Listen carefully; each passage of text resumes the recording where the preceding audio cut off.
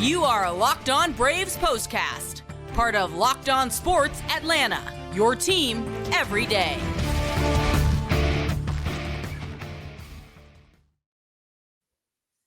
Hello and welcome to the Braves POSTCAST, part of the Locked On Podcast Network, your team every day. Grant McAuley alongside Jake Mastroianni coming to you after the Braves picked up a very much-needed series win over the Phillies with a 3-2 victory behind Spencer Schwellenbach in the finale. They got the timely hits they needed. They got some great work from the bullpen, and they picked up a series win for their efforts. We'll talk all about it in this edition of the show. Before we get started, though, hit that thumbs up button. Subscribe to Locked On Sports Atlanta on YouTube. Subscribe to Locked On Braves wherever you get your podcast. And, of course, today's episode brought to you by Game Time. Download that Game Time app, create an account, and use the code LOCKEDONMLB for $20 off your first purchase. Terms apply.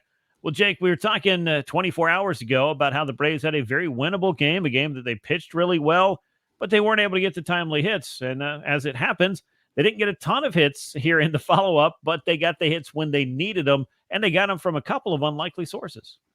They did. I mean, what a game from Adam Duvall after not playing for a while. What a great series this was. I mean, obviously it feels good when you come out of the winning side of it, but just three really well-played games, really well-pitched games. I think if you're a Braves fan, you got to feel like maybe you probably should have swept this series, but either way, to come out with a series win.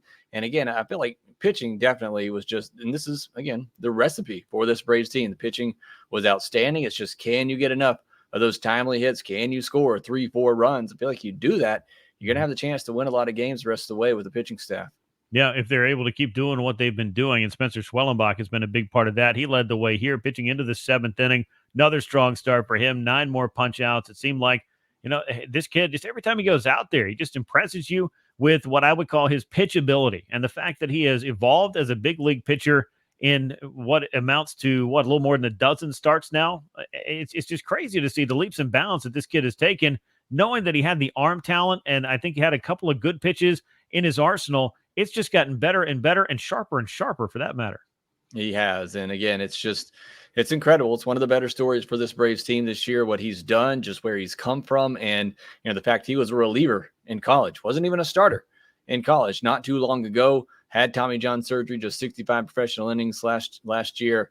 And then just what he's done this season and the steps that he has made, like you mentioned, not just as a professional, but he's made this season at the big league level. It's just truly incredible. He's fun to watch, and does it against this Phillies team again. Yeah, a really good Phillies lineup. I mean, I know maybe they haven't been clicking as much here lately, but you're still talking about a Schwarber, a Turner, a Harper, who all the Braves pitching just shut down in this series. So Schwellenbach just continues to be impressive as he was in this one. Again, maybe one of his better outings. I know he gave up that run there in the seventh, but again, he has a list of those now of just really dominant, good outings that we've seen out of him. Yeah, and considering, I think, the importance of this game to take a series and the fact that the Braves had faith in him, I know we talked a little bit about the fact that given the off day, do you want to go Chris Sale in the finale? And the Braves, they resisted doing that. I mean, Reynaldo Lopez coming back made that a little bit of a different decision here, but I think the Braves have a lot of faith in Schwellenbach, who I just wanted to check, has made 14 big league starts now. Incredible to see what he has become for this club. And you're right, and we'll talk about it a little bit more later. Definitely one of the best, maybe the best stories for the Braves as far as success stories are concerned from an individual standpoint here in 2024. Enough timely hitting in this game behind him to get this victory from different sources as well. Adam Duvall drew the rare start, had a big home run as it ended up. It was the most important run, I guess, or one of the 3 most important runs if we're being technical about it. But technically, it was the winning run for the Braves. Matt Olson had a go-ahead knock in this one. Gio Urshela as well. And the Braves were able to get just enough there, offensively speaking, to scratch out a win. And to do it 24 hours after a day in which they frustratingly couldn't do it, that had to feel at least pretty good, in addition to, obviously, winning this series. Look, not going to sit here and try to tell you this was a great offensive performance in itself either. You had plenty of chances, especially early in that game. The first 4 innings had a leadoff runner on in every inning. And you did score a couple, but it just, again, like the game before that, it just felt like you had an opportunity. This game should have been over after 5 innings. You dominated the first half of this game, and then it felt like you had to hang on. And a lot of that just because the offense not able to come up with that big hit. But again, everybody in the lineup had a hit, every starter at least, except for Arcia in this one. That's great to see. We already talked about Duvall and him just, coming into the lineup after not playing much. I mean, what a call by Brian Snicker, who I think had a great game just putting Duvall in there, having the faith and confidence in him to come back after not playing for a while. I thought he managed the bullpen well in this one. And, it's still just that struggle for this offense. And look, the Phillies threw a lot of good pitchers in this series too, but you just look at the amount of base runners that the Braves had, especially in these last 2 games. You really would love to see them push a couple of more runs across, but either way, they're able to get the win. And, as I've said multiple times now, these are the types of games I think you're going to have to play the rest of the way. And you're going to have to find a way to scratch across a run or 2 here or there throughout, and just hope that pitching staff continues what it's been doing. Yeah, a really great call by putting Adam Duvall in this lineup. He had 3 of the Braves' 10 hits in this one. 3-hit game for Adam Duvall. Those have been pretty rare as it turns out. In fact, I believe he came into this game, 1 for his last 29. So to say he needed a day like this will be the understatement of the show. And I'll try to hold on to that and make sure that I don't say anything else that eclipses it. But all jokes aside, I mean, it's been a rough year for Adam Duvall. I know there's just, really no way to slice it in which he'd be happy with his performance so far in the season. But Jake, there's still a lot of opportunity if you find the right moments for players to step in and do some big things. And we'll see if Adam Duvall does have a role to play at some point or at some moments for the Braves moving forward as they try to get this whole outfield situation figured out. And look, if Jorge Soler is healthy, he probably doesn't get this opportunity. And, if that's the case, you got Soler in the lineup, so that's a positive too. But, for Adam Duvall, it's been a rough season for him. He's probably been asked to do more than you would have hoped for coming into the season anyway, where he was expected to be a short side platoon player. And, he comes in against the lefty, has a big game, and he's still capable of this, I believe, if you utilize him in the right spots, the right situations.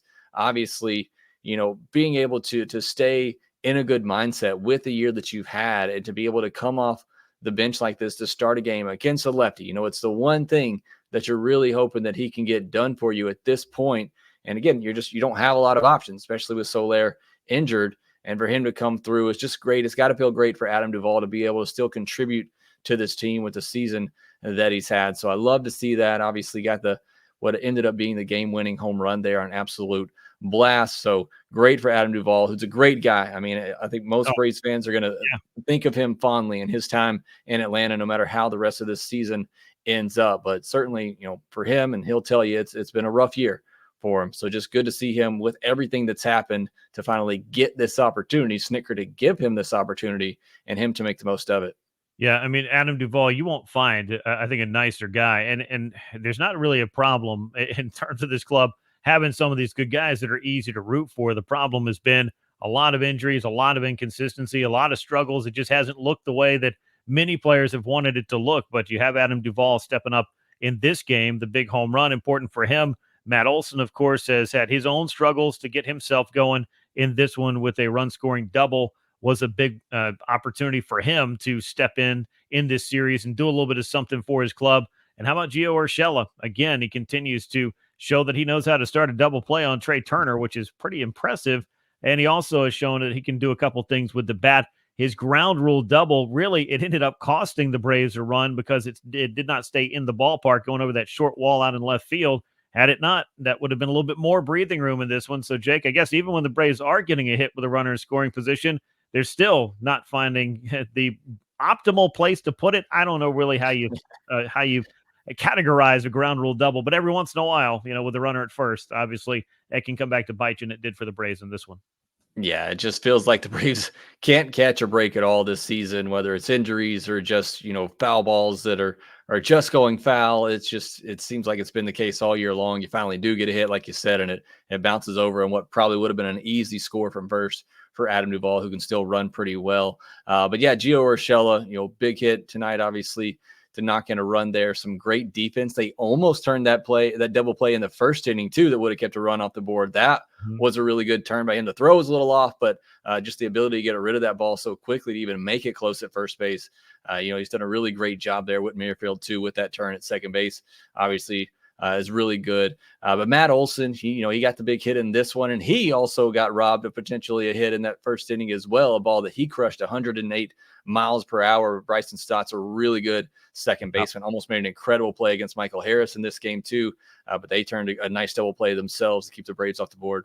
Yeah, the frustrations with these double plays, especially on hard hit balls. I mean, there's been a lot of that going around this year. But for Matt Olson, ultimately able to come through with a big hit to help out in this 3-2 victory. We've still got a lot more to talk about on this edition of the Braves Postcast. We'll dive into what was going so well for Spencer Schwellenbach and really the entire Braves pitching staff as they were able to keep the Phillies in neutral and keep them under control in this game in picking up this 3-2 win. We will, of course, take a look ahead to the series against the Washington Nationals that starts on Friday. All of that is coming your way as the Braves Postcast continues.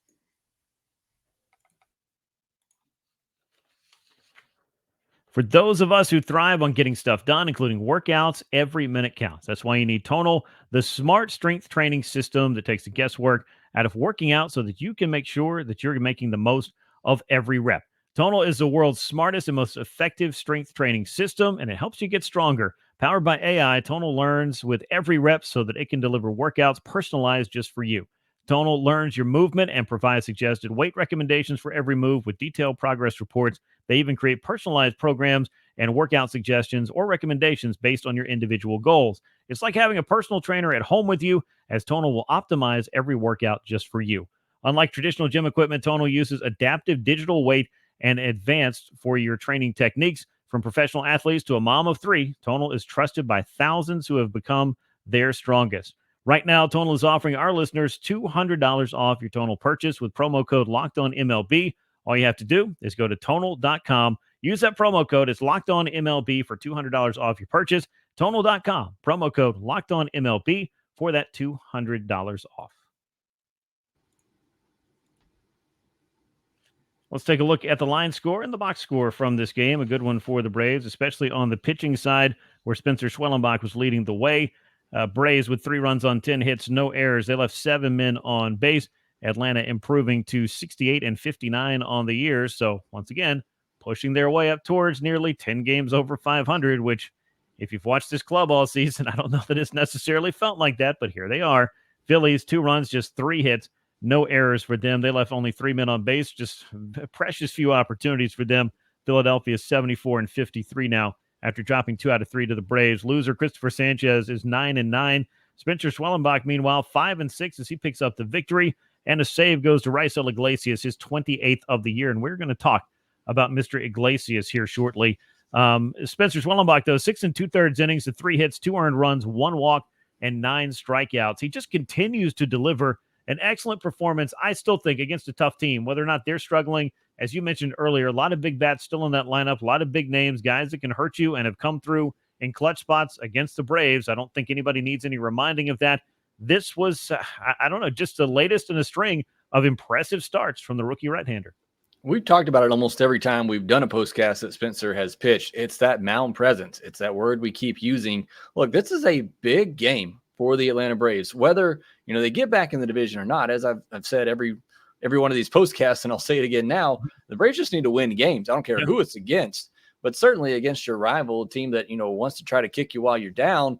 This is a big game. It was a huge spot. And for Spencer Schwellenbach, a rookie, to come in and pitch the way that he did and just look in complete control of this game. He gave up that run in the first inning, but just completely shut them down after that into that 7th inning. In that 7th inning, look, he made a mistake to Bryson Stott with 2 strikes. That cutter was supposed to be in. He left it middle of the plate and almost made the play too. Very athletic guy. And then the next batter, he throws a fastball right down the middle of JT Realmuto. And this is where I get back to Brian Snicker. Thought it was the right call there. I wanted him to get to that 7th, but you make 2 mistakes like that in the 7th inning. I thought it was the right call to go ahead and get him out of there with a chance to not lose that game. So I thought that was the absolute right call. But Schwellenbach just a masterful performance. I mean, I think that's really what you can call it here. You get 20 whiffs on 51 swings. That's almost a 40% whiff rate against that Phillies lineup, and just mixing it all in, the fastball, slider, curveball, through some really good splitters in this one. It's just, it's a great arsenal from this kid, as we say almost every time, just continuing to get better and grow each time out. But I just think, in the moment in this game, like we said, I mean, I figured that they would skip him to save the innings, go with Chris Sale in this game, in this series against your division rivals. But no, they stick with Spencer Schwellenbach, and he just absolutely delivers in a big game in a key series to help the Braves win.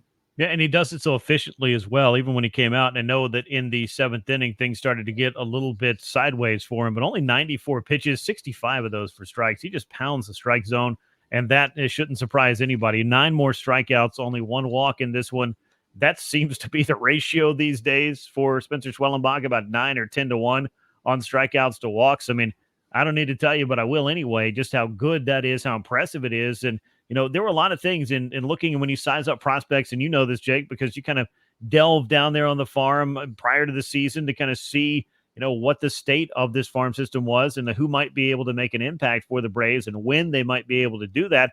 I don't know that anybody necessarily was overlooking Spencer Schwellenbach, but I don't feel like anybody expected him to get here this soon and to have this kind of success and these kind of numbers in the major leagues. It has been, I think, as I was alluding to earlier, flat out like the most surprising and best development for the Braves this year for a single performance. Yeah, certainly the story that nobody, I think, saw coming. Like, you look at maybe the best stories, certainly Chris Sale is up there with what he's done for his comeback, but just right. A story that nobody saw coming. Spencer Schwellenbach has to be up there. Look, and I was high on him coming into the year. I had him ranked 4th in my prospect rankings for the Braves. I was really impressed with what I saw, but I just figured there's no way they're going to rush this kid up to the big leagues with very little professional experience, very little experience as a starting pitcher. But I should know better by now with this Braves team. If they feel like you're ready and you get to at least that AA level, you're just a phone call away. So again, it's, never really thought he'd get this opportunity and get it for this long. And look, his first couple of outings were a bit shaky, but you saw what he could do in those outings. And the Braves were able to stick with him and see that potential, and it's really paying off now. So again, just a great season for Spencer Schwellenbach, and looks like a bright future. Yeah, I mean, quick learner as well, just continuing to find ways to make himself that much better by learning at the big league level. As we talked about, getting that on-the-job training. And I say all this and add a little bit of context to why I think this is kind of the best development for the Braves is Chris Sale has a great resume, has great numbers. You're not surprised to see Chris Sale be who he is. I mean, getting healthy was the big thing for him. Marcell Ozuna having an MVP caliber season, but this is a guy who was coming off a year in which he hit 40 homers and drove in 100 runs. So the fact that he's doing this is great. It's not the biggest surprise in the world. I think this is maybe the most surprising development of 2024. Spencer Schwellenbach's rise to grab a spot in the Braves rotation and seemingly run away and hide with it as well. Now, we need to talk about Raisel Iglesias a little bit more. He slammed the door shut in this game. What an incredible run he's been on. I know how good he was when he came over after the trade deadline in 2022. He was solid last year as well, and no knocking that either. But since June 18th, 23 innings, 4 hits, 1 run. It was unearned, by the way. 2 walks and 29 strikeouts. He punched out the side to shut the Phillies out in this game, or close the Phillies out in this game, and get his 28th save. This, Jake, I think, to make a long story short, is about as good as I've seen Raisel Iglesias look. And this outing in particular, a Phillies team that has gotten his number or had his number in the past, specifically Bryce Harper, to come out there and not just shut the door on a 1-run game, but to do so in that fashion, striking out the side and getting Bryce Harper. And very interesting in this outing, no changeups thrown. Right. You heard John Smoltz talk about that on the broadcast, and that fastball was really good. And when his changeup is his best pitch, I mean, there is no secret about that. But a Phillies team that's seen him a lot, that's had his number, I'm sure they're thinking about that changeup, has to be in the back of their mind. And look, Iggy can still throw hard. I mean, it still can get 95, 96, 97. And I just thought that was a great game plan by him and Sean Murphy behind the plate that seemed like it really caught those Phillies hitters off guard. Yeah, and maybe they were just so busy looking for the secondary that, the put-away pitch that, sometimes the old fastball is the one that will work for you, especially when you can heat it up, when you can locate it, when you can put it where you want to. That, as they say, will play. I don't want to pass over Pierce Johnson in this game either, as he came on, got a big strikeout in the 7th inning, get out of a threat, got into and out of a jam in the 8th. I know he was probably frustrated about that walk, especially. It looked like there was a missed call in the midst of all of that, but as true professionals do, he was able to put that aside and find his way out of it. Braves pitching staff, 14 strikeouts against the Phillies, who got just 3 hits and had just the 3 walks, 2 of those by Johnson and 1 from Spencer Schwellenbach, but precious few opportunities for a Phillies offense that, as much as we've talked about the Braves roller coaster ride, especially here in the second half, Jake, the Phillies have also stumbled quite a bit, and the Braves now have figured out how to win, 6 of the first 9 meetings between these two clubs, with 4 more on deck next week. It's interesting to see what happens, obviously, when these two clubs aren't going head-to-head, but could be a fascinating final 5-6 weeks of the season, too. Could be. I mean, the more you look at it, I think as a Braves fan, you kind of just it makes you more upset that you lost some of those series that you did Sure. and weren't able to take advantage of this Phillies downturn that they're in. It's still going to be a pretty big hill for the Braves to climb, but you do have 4 more games against them. You're 6 back, so you're certainly not out of it, but you got to play really good baseball the rest of the way and hope that the Phillies kind of continue the way that they've been playing here lately. But it is interesting. You look at the head-to-head matchups this year, and the Braves have won all 3 series against them so far. You do that again in Philadelphia, and then you do got a really good chance going into the month of September. Yeah, and we're going to talk about this coming up. I mean, the struggles against the Washington Nationals have probably not helped the Braves' cause either this season, and that, as they say, is a teaser. We will pay that off here shortly. A lot more to get to on the Braves postcast. We will talk about that National Series coming up. We will also talk about the potential return of a big bat that the Braves would very much like to have back at the top of the order. His name is Jorge Soler. We haven't seen him start a game in a week, a little more than a week now. Will Friday finally be that day? That is coming your way next on the Braves postcast. Game Time is now an authorized ticket marketplace of Major League Baseball, which makes getting tickets even faster and easier. Prices on the Game Time app actually go down closer than it gets to first pitch, and with killer last-minute deals, all-in prices, views from your seat, and their lowest price guarantee, Game Time takes the guesswork out of buying MLB tickets. Game Time has last-minute deals and save up to 60% off buying for sports, concerts, comedy, theater, and more. So take the guesswork out of buying all your tickets with Game Time. Download the Game Time app, create an account, and use the code LOCKEDONMLB. You'll get $20 off your first purchase there. Terms apply. Just create an account and redeem the code LOCKEDONMLB for that $20 off. Download that Game Time app today. Last-minute tickets, lowest price guaranteed. Get supplies from the site that is made for the skilled trade, supplyhouse.com. It's the reliable way to order plumbing, HVAC, and electrical products online. Their easy-to-use website is packed with helpful resources and the latest product info to help you get the job done right. Shop a complete inventory of over 200,000 parts from over 400 top brands and get your order delivered right to your door with fast shipping from coast to coast. If you need help with an order, you can get expert support and industry-leading service from the friendliest folks in the business and talk to a real person every time. Pros in the skilled trades can also get the competitive edge by joining the supplyhouse.com free Trademaster program. Every Trademaster gets access to a dedicated phone line, free shipping, and discounts on every order. Join the thousands of trade pros already benefiting from their free membership at supplyhouse.com/TM. Order plumbing, HVAC, and electrical supplies from anywhere with just a few clicks at supplyhouse.com. Well, let me take a deep breath and get us into this final segment, Jake, as the Braves would like to take a deep breath after taking this series from the Phillies, I'm sure, as well. Closing this out, they got the great pitching. They took the 2 out of 3.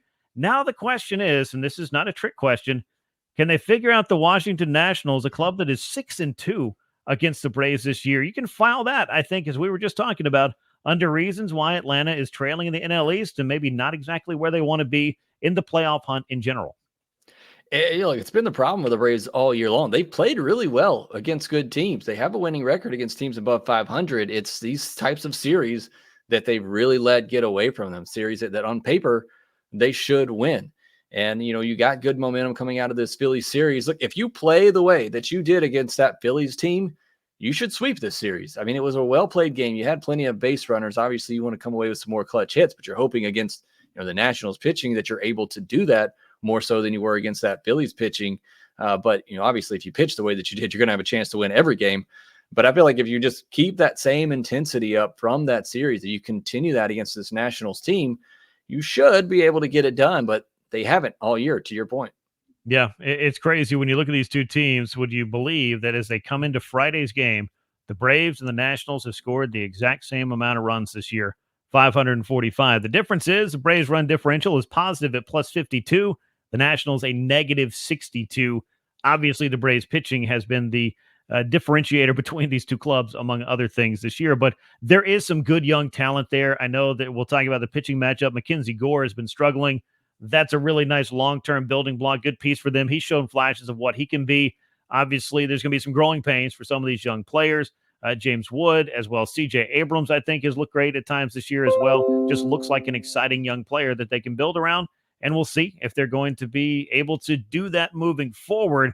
It's just they're not quite there yet. And amazingly, I don't know if this is just pure happenstance or just the way it works. Is this going to be a series in which the Braves and Nationals play and we don't see Patrick Corbin?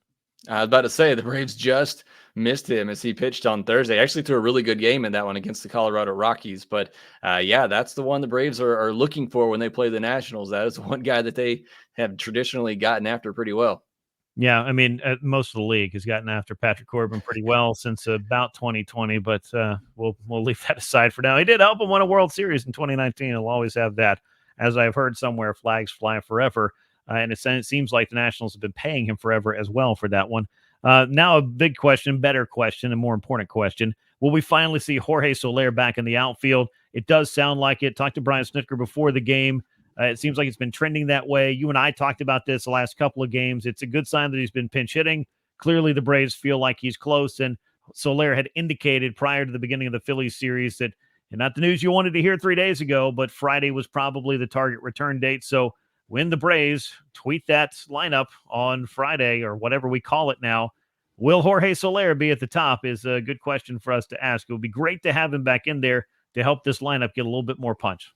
Yeah, I think he'll be in there. It sounds like he kind of ramped up his intensity of running on Thursday as well. So that's great to see. Again, it's you got to be able to play the outfield. But hey, good news, you got Michael Harris back in center field, and he can probably cover most of it himself over there. So that does help out a little bit. But would love to get Jorge Soler's bat back in the lineup. He was just starting to kind of heat up with the Atlanta Braves since coming over. So get him back in there. I'm assuming they put him back at the top, kind of moves everybody back down a spot, deepens the lineup a little bit more, and help get that offense going. Because certainly, they get those base runners, just need those big hits. And Braves fans know Jorge Soler can deliver those. Yeah, and you know how tough it's been now that the Braves have been without Soler, who's just nursing the hamstring injury. Then you have the Austin Riley news happen. So I think that at this point, I know they've been using Michael Harris in the leadoff spot, but it makes sense to me to put Soler up top, maybe Harris in the 2 spot, and then let the rest of your order kind of play out from there, because you pretty much get to do that righty-lefty thing the Braves seem to love if you play it out that way, at least through the first 4 spots. Yeah, it makes sense there. Like I said, and Soler, it's what you got him for. You got him to be that Ronald Acuna Jr. light at the top of the lineup who can bring that power and that on-base ability. So I just think it makes sense, and you get to move Michael Harris. You move him down in the 2 spot or move him down a little bit further, probably put him in the 2 spot. But Whit Merrifield, obviously coming off a really good series. He's looked good and been able to get on base and bring some of that speed as well. But it gets you more options. And obviously that's what you want if you're Brian Snitker. Have more good options that you feel comfortable with putting in the lineup. Wow, I'm going to make you say that again. Are you saying that the Braves have options in their lineup that they may actually like and have some pieces to move around? This is breaking news. No, but in all seriousness, it was a good series for Whit Merrifield, and clearly he brings a speed dynamic to the game as well. Ramon Laureano has swung the bat pretty well. He's gotten some opportunity up near the top of the order. So it's just going to be as many guys as they can get rolling, but getting Soler back in there is a huge piece, particularly in light of losing Austin Riley for what could be the rest of the regular season at the very least. I know he's optimistic about getting back at some point, but suffice it to say, he's not walking through that door anytime soon. The Braves welcome the Nationals to town for that 3-game series, and they hit the road where they'll face the Twins and then the Phillies for 4 to close out the month. Chris Sale, though, he's been doing it all year long. He gets the ball in game 1 against Washington.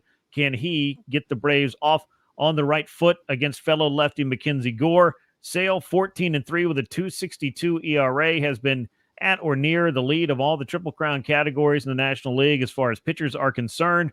Mackenzie Gore, meanwhile, started off, I thought, really great this season. Has struggled lately, 7-11 with a 4.62 ERA now, but an interesting battle between 2 left-handers who know how to miss a few bats. And Mackenzie Gore, he still has that strikeout stuff. He's really struggled with command in the second half of the season. That's really hurt him and kept him from going deep into games and obviously giving up a lot of runs, and that's what we hope happens on Friday night. And look, we talked about it earlier, the fact that you didn't skip Spencer Schwellenbach in this one and go with Chris Sale. Now you get to open up this series after a series win with Chris Sale, and that's just great to see. We've talked about it a lot. Normally when Chris Sale's pitching here lately, it's coming after a loss, and he's trying to end a losing streak or get the Braves back on track.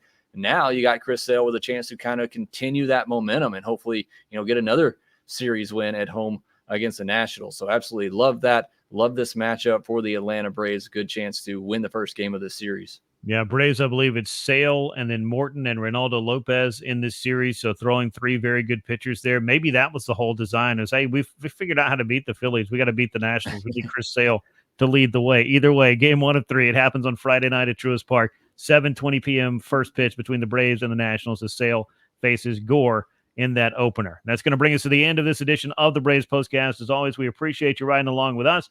Make sure that you're subscribed to Locked On Sports Atlanta here on YouTube and Locked On Braves, wherever you get your podcast.